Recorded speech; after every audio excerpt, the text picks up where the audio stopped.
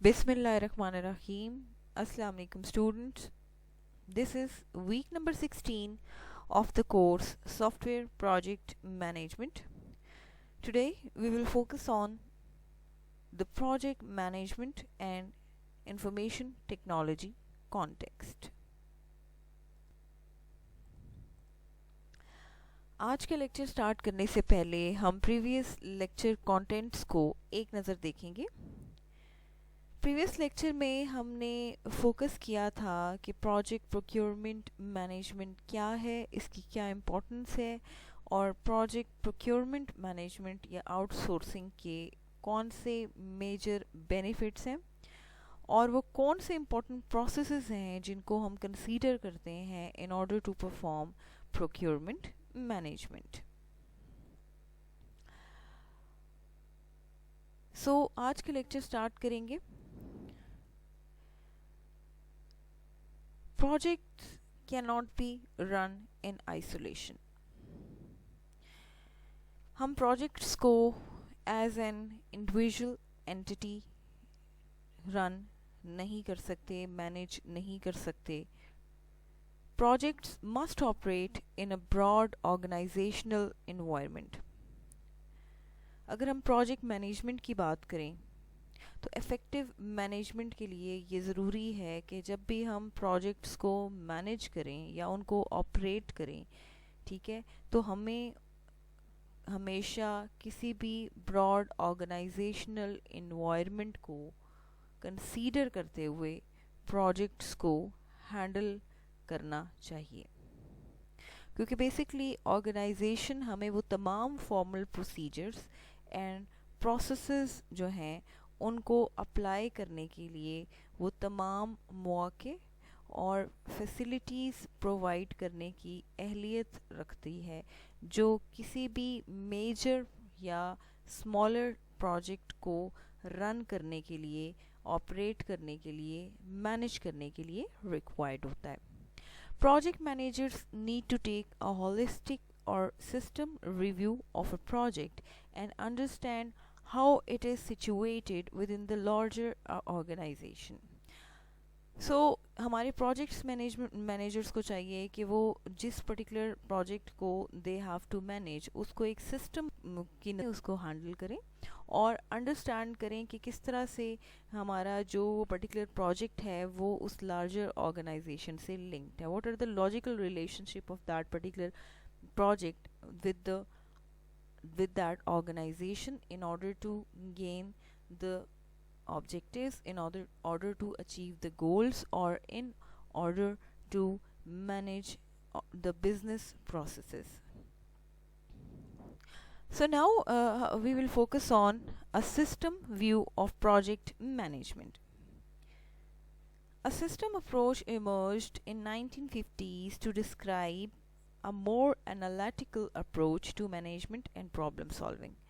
1950s में जो systematical approach है जो उसको डिस्क्राइब किया गया, that is more analytical approach to manage and to solve any kind of problem. So systematic approach हमारे पास वो अप्रोच है जिसके थ्रू हम ना सिर्फ एनालिटिकली लॉजिकली प्रॉपर तरीके से मैनेजमेंट को परफॉर्म कर सकते हैं, बल्कि we can handle a problem in a more detailed and descriptive and efficient way. Three parts include system philosophy, system analysis and system management. So अगर हम प्रोजेक्ट को एज अ सिस्टम कंसीडर करें तो इसके लिए हमें तीन ऐसे इम्पॉर्टेंट फैक्टर्स हैं जिनको कंसीडर करना होता है। सबसे पहले हम बात करेंगे सिस्टम फिलॉसफी की। View things as system, interacting components working within an environment to fulfill some purpose. किसी भी पर्टिकुलर प्रॉब्लम को एफिशिएंट तरीके से सॉल्व करने के लिए ये ज़रूरी है कि हम उस पर्टिकुलर प्रोजेक्ट को एक सिस्टम की शक्ल में, उस प्रॉब्लम को एक सिस्टम की शक्ल में व्यू करें, ताकि हम उसको प्रॉपर तरीके से एनालाइज करें कि किस तरह से कंपोनेंट्स जो हैं वो इंटरेक्ट कर रहे हैं और इंटरेक्ट करके उस पर्टिकुलर इन्वायरमेंट में किस तरह से हमें काम करके दे रहे हैं, या किस तरह से अपनी वर्किंग को शो कर रहे हैं, या किस तरह से उस इन्वायरमेंट के साथ लिंक्ड है किसी भी स्पेसिफिक पर्पस की कंप्लीशन के लिए. Then another part is basically system analysis, that is problem solving approach. अब जब एक particular system को या प्रॉब्लम को हम एक सिस्टम की शक्ल में एनालाइज करते हैं, ये देखते हुए कि that is basically an entire system, it has number of components which are interacting with each other to fulfill some important purpose or to achieve some important goal. So इस सूरत में जो नेक्स्ट अप्रोच हम देखेंगे वो ये देखनी है कि उस सिस्टम या प्रॉब्लम को वी हैव टू एनालाइज. हम एनालिसिस क्यों करते हैं? ताकि ना सिर्फ हम उस प्रॉब्लम को डिटेल लेवल पे अंडरस्टैंड कर सकें, बल्कि उस प्रॉब्लम को सॉल्व करने के लिए कोई अप्रोप्रिएट प्रॉब्लम सॉल्विंग अप्रोच को सजेस्ट कर सकें. Now the third important part is system management.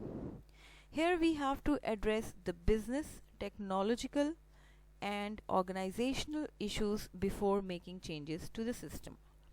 अब अगर हम सिस्टम मैनेजमेंट की बात करें तो सिस्टम को, प्रॉब्लम को, प्रोजेक्ट को मैनेज करने के लिए हमारे लिए ये ज़रूरी है कि हम तमाम जो बिज़नेस आपकी नेसेसिटीज़ हैं, जो नीड्स हैं, जो पॉलिसीज़ हैं, उनको कंसीडर करें in order to manage that particular project. जो भी हमारी टेक्नोलॉजी इश्यूज़ हैं या जो भी हमारे ऑर्गेनाइजेशनल इश्यूज़ हैं, ठीक है, उनको फोकस करते हुए, अपने बिजनेस नीड्स को सामने रखते हुए हमने किसी भी तरह का चेंज जो है वो इम्प्लीमेंट करना है उस पर्टिकुलर सिस्टम में, ताकि वो उसकी सक्सेस को इन्फ्लुएंस ना कर सके. So here we understand कि in order to manage a project or in order to solve a problem, we need to conduct a system approach which is introduced in 1950s to describe some analytical approach in management and problem solving. So again it has three parts: system philosophy, system analysis and system management. So here we can see according to the diagram कि जब भी हमने किसी भी particular system को हमने analyse करना है या मैनेज करना है, सो हम उसको तीन इम्पॉर्टेंट जो पर्सपेक्टिव्स हैं उस हवाले से हम एनालाइज करेंगे, अंडरस्टैंड करने की कोशिश करेंगे. और ये जो तीन इम्पॉर्टेंट एस्पेक्ट्स हैं उनमें एक बिजनेस है, एक ऑर्गेनाइजेशन है और एक टेक्नोलॉजी है. सो इस पर्टिकुलर मॉडल को जो आपको स्क्रीन पे नज़र आ रहा है, इसको हम 3 स्क्वायर मॉडल भी कहते हैं सिस्टम मैनेजमेंट का. अगर हम उस पर्टिकुलर सिस्टम को या जो प्रोजेक्ट को जिसको मैनेज कर रहे हैं उसके फर्स्ट एस्पेक्ट को अगर देखना चाहें तो that is business. Another important aspect for analysis is organization, and the third one, which is another important factor, is called technology. Business perspective से अगर हम देखें तो we will have set of questions जिनको must we have to satisfy in order to manage that particular system successfully. एक तो ये कि what will the laptops project cost the college. There is a laptop scheme. इस particular chapter में एक case study को discuss किया गया, ठीक है, जिसमें पर्टिकुलरली इस प्रॉब्लम को इशू किया गया कि एक नया प्रोजेक्ट लॉन्च किया जाता है कॉलेज के अंदर, जिसका फोकस ये होता है कि जो भी आने वाले स्टूडेंट्स हैं उनको जो लैपटॉप जो प्रोजेक्ट इंट्रोड्यूस कराया जाए, ठीक है, और उनको लैपटॉप्स प्रोवाइड किए जाएं. सो यहाँ पे इस पर्टिकुलर प्रोजेक्ट को मैनेज करने के लिए वो कौन से इंपॉर्टेंट 3 एस्पेक्ट्स हैं जिनको हमने कंसीडर करना है, that will be link to this particular 3 sphere model. And those 3 spheres are business, technology and organisation. So कहने का मकसद ये है कि किसी भी प्रोजेक्ट को अगर आप मैनेज करोगे, सो उसके लिए या उसको एनालाइज करना चाहोगे, तो you must have to consider these 3 spheres and these set of questions which are linked to these spheres individually. So अगर बिजनेस पर्सपेक्टिव की बात करें और उस पर्टिकुलर प्रॉब्लम को एनालाइज करें, तो यहाँ पे जो सेट ऑफ क्वेश्चन हमारे माइंड में आएगा कि जो पर्टिकुलर प्रोजेक्ट हम इंट्रोड्यूस कर रहे हैं किसी भी पर्टिकुलर ऑर्गेनाइजेशन के लिए, उसकी क्या कॉस्ट होगी, ठीक है.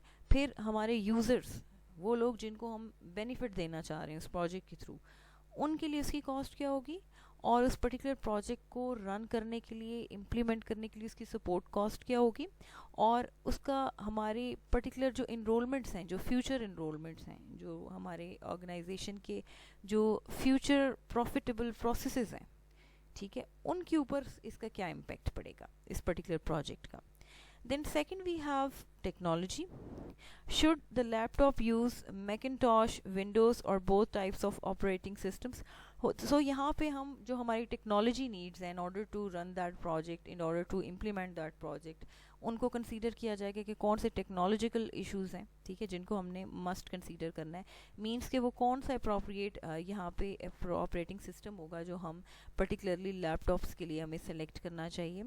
What application software will be loaded. अब उस पर्टिकुलर प्रोजेक्ट के हवाले से अगर हम लैपटॉप्स की इंडिविजुअली बात करें तो एक स्टूडेंट के लिए वो कौन से यूज़फुल टूल्स या सॉफ्टवेयर हो सकते हैं जो मस्ट हमने उस पर्टिकुलर लैपटॉप में उनको प्रोवाइड करने हैं. सो यहाँ पे हार्डवेयर की स्पेसिफिकेशंस क्या होनी चाहिए, एक स्टूडेंट की जो बेसिक नीड्स हैं, ठीक है, उनको फुलफिल करने के लिए हमारी कौन से स्पेसिफिक हार्डवेयर नीड्स हैं जिनको हमने उस प्रोजेक्ट में इम्प्लीमेंट करके देना है. Then how will the hardware impact LAN and internet access. So basically यहाँ पे हम उस पर्टिकुलरली हार्डवेयर का जो इम्पैक्ट है उसको डिफाइन करेंगे अपने जो भी हमारा लोकल एरिया नेटवर्क है या जो भी हमारा इंटरनेट का जो एक्सेस है, ठीक है जी, उसका इम्पैक्ट डिफाइन किया जाएगा. उसकी किस तरह से, अगर कितने नंबर ऑफ़ कनेक्शंस हैं हमारे पास, ठीक है, ये कितने नंबर ऑफ़ डिवाइसेस हैं, तो उनको किस तरह से हम अपने लैन या इंटरनेट एक्सेस की अगर हम बात करें तो वो उसको किस तरह से इम्पैक्ट कर सकता है या उसको किस तरह से इफ़ेक्ट कर सकता है.